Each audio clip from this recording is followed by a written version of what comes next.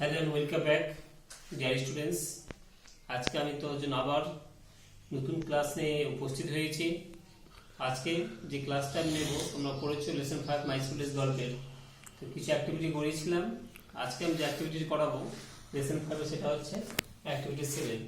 Activity 7 কিছু question দেওয়া রয়েছে, ঠিক আছে? তো কোশ্চেনগুলো আমি পড়বো, সেই কোশ্চেনের মানে অনুযায়ী বোঝাবো, তার মানে করে বোঝাবো, তারপরে অ্যান্সারটা করবো যে কি বলতে চাইছে। দেখো তোমরা সবাই বোর্ডের দিকে লক্ষ্য করো। হচ্ছে হাউ ডিড বিডি রয়, প্রথম question, how did B D Roy teach the pronunciation of দা। ঠিক আছে, এই দাটা ইনভার্ট করার মধ্যে আছে, তুমি দেখে নাও। এখানে বিডি রয়টাকে তোমরা জানো, বিডি রয় একজন কি টিচার। হ্যাঁ, সে কিসের টিচার? সে ইংলিশ টিচার। ঠিক আছে, সে শিখাতে যে ইংলিশটা প্রনাউন্সিয়েশন ভালো উচ্চারণ ভালো করে করা যায়।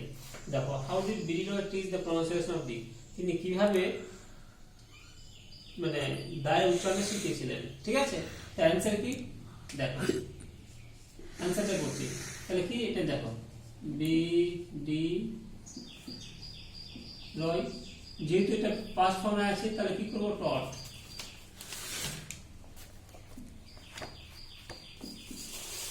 How the pronunciation. তোমরা বইটা ফলো করলে বুঝতে পারবে যে অ্যাকচুয়ালি এটা বলা হচ্ছে যে কিভাবে শিখেছিলেন, যে দি আর দা যে তফাৎটা তিনি শিখেছিলেন, দি মানে দা, সেটাকে ভাওয়েল বা কনসোনেন্টের আগে বা পরে বস্তু কোথায় দি কোথায় দেওয়া বসে সেইভাবে দিয়ে শিখেছিলেন। ঠিক আছে, তা ভাওয়েল আর কি জানো, কনসোনেন্ট জানলেই আমরা জেনে যাবো যে দি আর দা কোথায় বসে। তো দেখো তোমাদের টেক্সট বই লেখা আছে, দেখো যে হি আছে বা BD Roy taught us how the pronunciation of the depends on whether the following word begins with a vowel or a consonant। অর্থাৎ দাটা নির্ভর করে কখন, অ্যাকচুয়ালি ভাওয়েল থাকলে আর কনসোনেন্ট থাকলে। যে ভাওয়েল থাকলে কি বলো, কনসোনেন্ট থাকলে কি, আমি আগে শিখিয়েছি তোমাদেরকে। দেখে আমি লিখে দিচ্ছি, দেখো BD Roy taught how the pronunciation, ঠিক আছে, of the depends নির্ভর করে on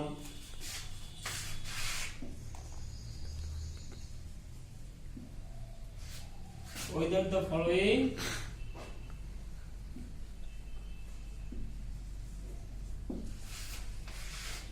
word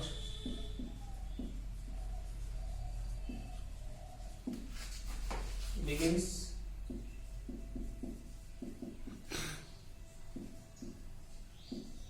with a vowel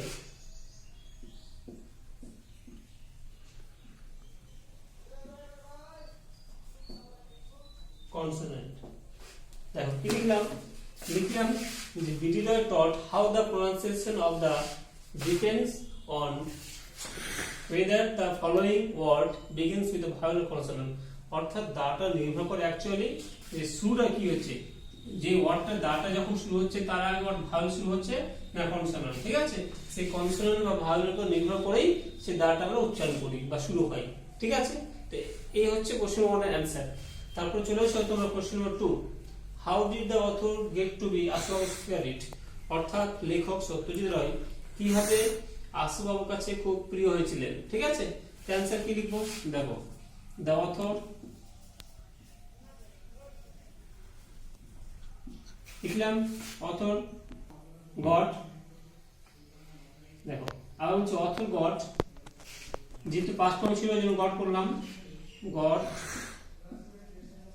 to be Asu Babu's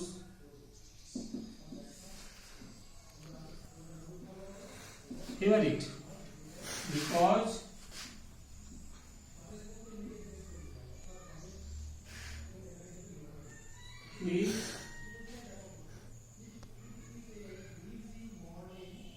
he can draw well। ঠিক আছে, কি লিখলাম, হি ক্যান ড্র ওয়েল। অর্থাৎ অর্থাৎ লেখক সত্যজিৎ রায় আশুবাবু অর্থাৎ যে ড্রয়িং টিচার যে ছিলেন আশুবাবু, তারা যে খুব প্রিয় ছিলেন, হ্যাঁ ফেভারিট মানে খুব প্রিয়। কারণ কি? বিকজ কারণ কি? হি ক্যান ড্র, তিনি খুব ভালো ছবি আঁকতে পারতেন, ঠিক আছে, সেই জন্যই তিনি ফেভারিট ছিলেন। তারপর চলে এসো, what is music drawing? Music drawing কম্পিটিশনটা কি? ঠিক আছে, অ্যাকচুয়ালি দেখো মিউজিক ড্রয়িং কি তোমরা জানো, আবার দেখো মিউজিক, তোমরা যে কোশ্চেন আনসারগুলো আমি লিখলাম তোমাদেরকে, তোমরা বই থেকে কিন্তু লিখে নিতে পারবে, ঠিক আছে। কোশ্চেন বন্ধ বলে দিয়েছি যে এখান থেকে তুমি লিখতে পারবে, এখান থেকে হি থেকে শুরু করে অনসার পর্যন্ত। দুই কোশ্চেন একটু বলে লিখেছি যে I could draw very well, লিখে যাবে I can draw very well, লিখে যাবে। মিউজিক ড্রয়িং, দেখো music drawing was an event, এটা একটা ইভেন্ট যেখানে স্টুডেন্ট, দেখো যেখানে স্টুডেন্ট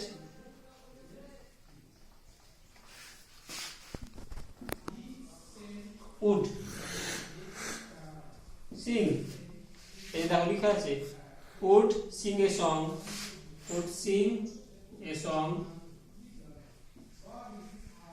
and তোমরা এই পর্যন্ত লিখতে পারো, প্লিজ স্টপ করো, দেখে নাও। would sing a song and another would draw a picture and another would draw a picture. লিখলাম on the blackboard.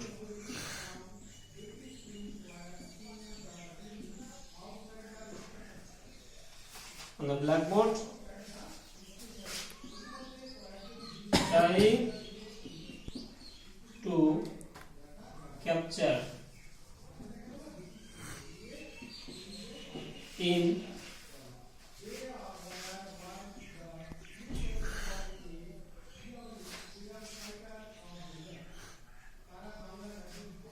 those lines, in those are these are it. দেখে নাও, please stop. কি লিখলাম? Music drawing একটা event যেখানে একজন student would Singh এর সাথে গান গাইবে এন্ড আনাদার উড ড্র, অন্যজন ছবি আঁকবে অন দ্য ব্ল্যাকবোর্ডের উপরে, trying to capture this lines, what in this lines, অর্থাৎ সেই ক্যাপচার করবে, সেই গানের সঙ্গে সঙ্গে সেই ক্যাপচার করার চেষ্টা করবে, ঠিক আছে। তো এই হয়ে গেছে তোমাদের মিউজিক ড্রয়িং সম্বন্ধে। চলো সে 4 number question, how did everything seem very much smaller to the author when he went back to school after 10 years, ঠিক আছে। বলছে কেন সবকিছুই ছোট মনে হচ্ছিল লেখকের কাছে যখন went back to school after 10 years, যখন সে স্কুলে 10 বছর পর ফিরে আসে, তখন লেখকের কাছে কেন সে স্কুলে ছোট মনে হচ্ছিল, ঠিক আছে।